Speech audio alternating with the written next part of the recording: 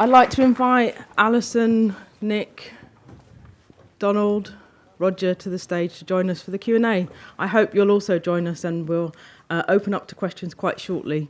But yes, if you could come and join us on the stage.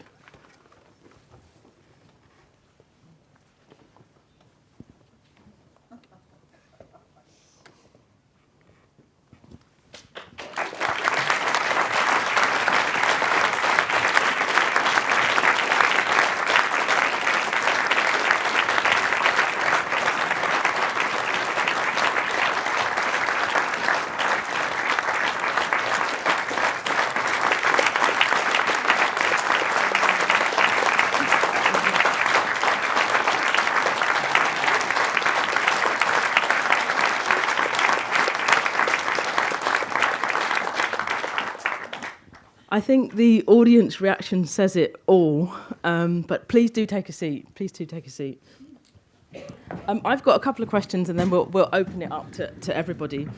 So from kind of the birth of the universe to this fantastic lifelong friendship, I just wondered, where did it all get started, and how did film become part of this journey? So I'm going to put that to Alison, and perhaps we could ask each of you to kind of comment on that. How did we get started?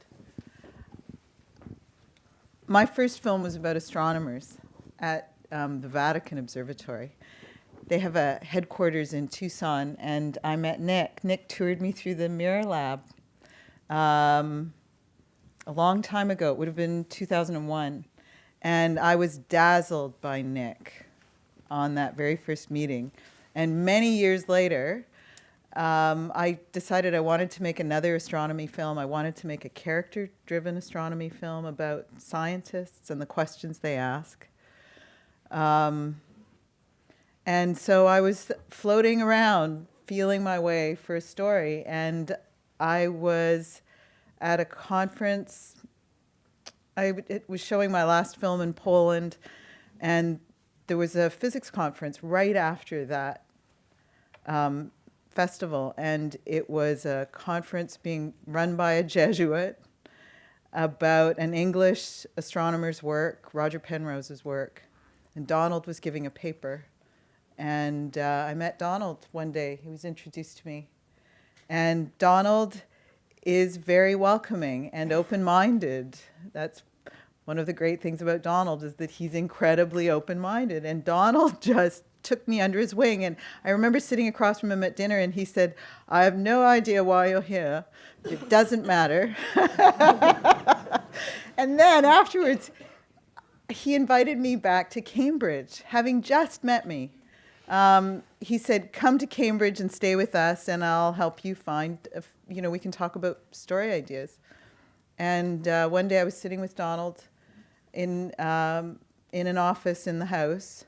And I have to give my thanks to Ruth, Ruth Linden-Bell. Professor Ruth Linden-Bell is here, and she is also very warm and welcoming. And I was a virtual stranger, and I went and stayed in their house. And one day I was sitting with Donald, and I said, "Do you know Nick Wolf?" And Donald slapped the table and said, "No, Nick Wolf, I'm planning a reunion with Nick Wolf. We're going to take a road trip." And I thought that was the film I was looking for, and I asked if I could go with them. I have a slightly different take on that, in that we got to a dinner at the end of the Krakow conference, and both Alison and I had a day. Well, I was meant to fly out in the evening, and she was meant to fly out sometime in the afternoon. And we sort of agreed that we'd go around the castle at Krakow together and the cathedral there. And then it turned out that somebody else wanted Alison to go with them to the Jewish cemetery. And there was obviously a conflict there, in the sense that if she went to the Jewish cemetery with a rather younger man, she wouldn't come round the castle. And, I enjoyed her company, so I thought it would be fun to go around the castle. And there was a critical point at which she said, I think I'll go with the older man. and if it wasn't for that, none of this would have occurred. So that's an interesting sidelight on the way that there are critical points in all the evolution of time, the evolution of people, the evolution of everything. And it depends on your decisions. And it was her decision that we went round the castle together. And then I think actually I said, probably even then, that I was planning a reunion. And Nick didn't come into it at that moment. And I think it was when I told her later that the others were Nick and Roger and Wal and John, that she said, you know Nick! And the rest is what she said. And what about, let's pass on to Roger and Nick. Do you remember? I don't remember how it was. I thought that Donald first contacted me about a reunion, and then we met again at the second Cavalier Prize giving, and that was when it became much more definite. But that was as best I understood how it started. But of course, it really started with a big bang a long, long time ago. And exactly what happened after that is a puzzle to us because we don't quite understand how things do fit together. Roger? This business it's really no fault of mine at all. I just tagged along. My colleagues, they're all distinguished astronomers who've been directors and so on. Lyndon Bell was my director in Cambridge, and I've never had a serious responsibility like he had. Well, there was a time, 50 years before, when we were all more or less on a level, having postdoctoral positions in California. And I suppose, all being English, we somehow were rather clannish, and we went on these trips together, and it wasn't my idea to have a 50th anniversary reunion, but somebody suggested it, so of course I went along with it, and. Well, I think we've heard how Alison here got involved and came along with us and took pictures of us, and that's how it all happened. But as far as I'm concerned, I'm totally innocent. I plead not guilty. Wal and I met on the 24th of September 1953, and I remember it because it was the day that both of us first arrived at Manchester University, and Wal somehow found me sufficiently able to be attached to that we went off to buy him a briefcase for carrying his books around. And so we kept in contact ever since, and when I went to California's Lick Observatory and he instead went to Caltech, we visited one another, and that was how it was. He came up to San Francisco, and we went around and looked at everything and got a postcard with a picture of Alcatraz prison and sent it to our former professor saying, "Wish you were here." So I then visited him down at Caltech, and that was how I came to meet Donald and Roger. There are some phenomenal scientific discoveries, I think, that are encapsulated in this journey. I'm delighted to hear that Manchester was one of the places that you mentioned, that there was a step there, as I was trained at Manchester as a scientist originally. But there's this also incredible disciplinary hopping, and this idea that mathematics is there to be discovered. I really wanted to pick up on some of that because it seems there's been lots of disciplinary hopping on this journey. And I would just like to hear a little bit more about how you've been so open to collaborating beyond your own fields. I regard mathematics as my way into science. And one dreams of things by pictures, at least for me. And then once you've had the dream of how things might work, you better see whether they do work that way. Do the numbers work out properly? And is that a possible theory of what you're thinking about? But you think first in pictures, not in mathematics. Mathematics is just the way you make it seem reasonable to other people that this thing really works that way that you've dreamed of. But the dream is a dream. It's not in the mathematics. The mathematics just describes the dream. Do you want to comment on your multidisciplinary work? My friend Ed and I used to say that if you understood anything well, you could explain it on the back of a postage stamp, or at least on a postcard, but that it took a theoretician to get the numbers exactly right, putting in the pi's and the twos where they were needed. And I've gone along with that, because if something seems almost right, it probably means that you can go ahead and act as though that is how things work. And we've gone ahead thinking like that, and it's carried us a very long way. It's carried us to a point where we see the whole development of the universe, the material that's produced us, and the process that has produced us. Right now, I've gone into the end part, the production of life, trying to understand that.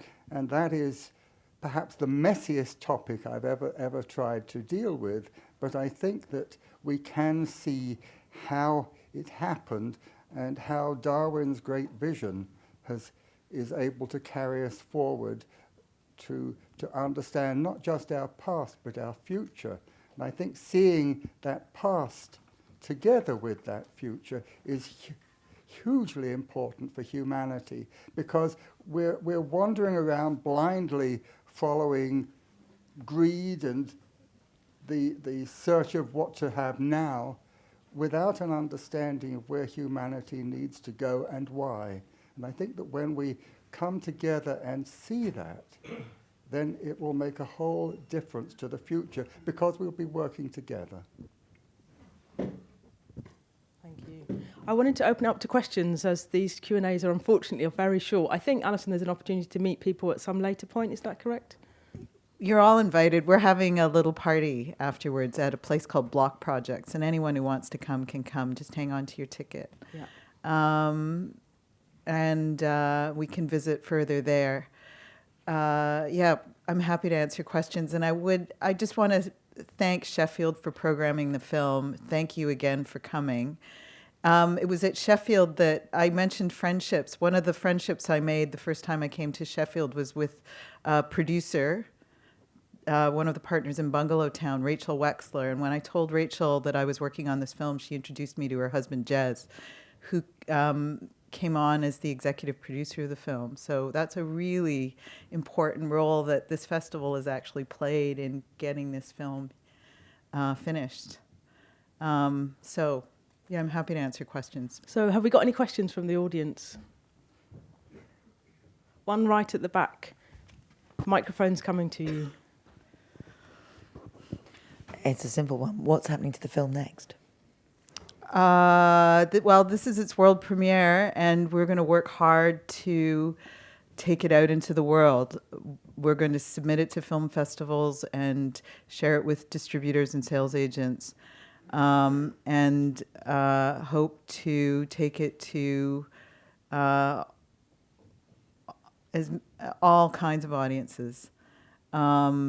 We've thought about screening it at universities. We hope it may be of interest or use to seniors. We're open to just about anything.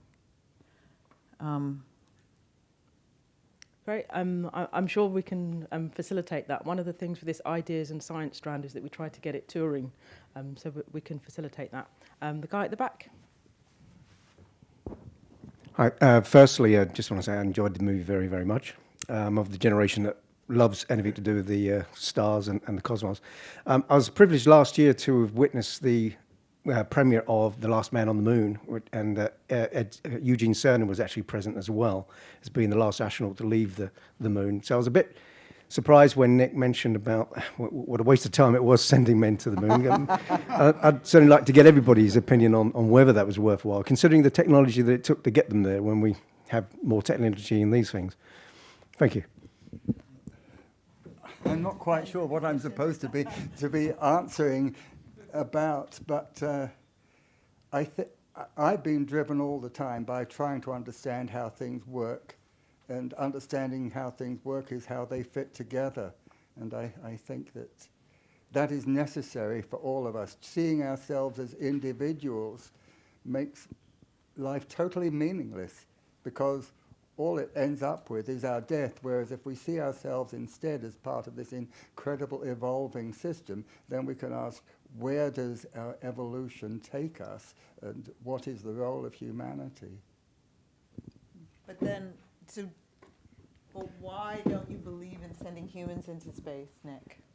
Why don't we believe... Why don't you Yes. believe we should spend money sending humans into space? Oh, very simply, Darwinian processes evolve us to fit here. It's unfortunate, but that's the way it works. We are, in effect, designed by nature to fit this gravity, this much atmosphere, this much protection from cosmic rays. And the followers from us, which will be different kinds of mechanistic devices, but which will be able to go through their processes and have emotion-like responses in the same way that we do, will not have those limitations. They'll be able to go where we can't. They'll be able to hibernate for the 1,000 years that it takes to go from the surroundings of one star to another. So they will have a great deal of future ahead of us, and our task will be to facilitate their development. Do you have an opinion on manned space travel, Donald? I would just like to expand a little on what Nick says. I believe that the future is more like what is done in space films and space fiction. I think that the distances are so large that unless you travel at the velocity of light, you will not be able to get there. And the right thing to do is to develop a way of sending the information necessary to reconstruct something at the far end. And that will eventually, I think, be done, so that you can eventually reconstruct something rather complicated at the far end, which can, whether you call it live or exist, I don't know, but which can reconstruct itself at the far end. And I haven't a clue how that's going to be done. But I think that's the way in which life or intelligence or something can spread around the galaxy at a reasonable rate. I think if we try and do it ourselves by going there, it's going to take too long. And you know, just to illustrate this, I mean, 1,000 light years isn't very large in the galaxy. And if you want to have a conversation with somebody 1,000 light years away, you say hello, and you wait 2,000 years. Hello. That's not a very good conversation.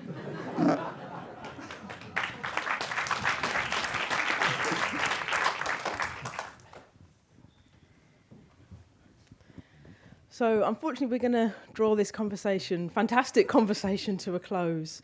And I think for everyone in the audience, to thank you so much for this film. I think we'll all look at the stars in the sky in a very different way tonight. Thank you.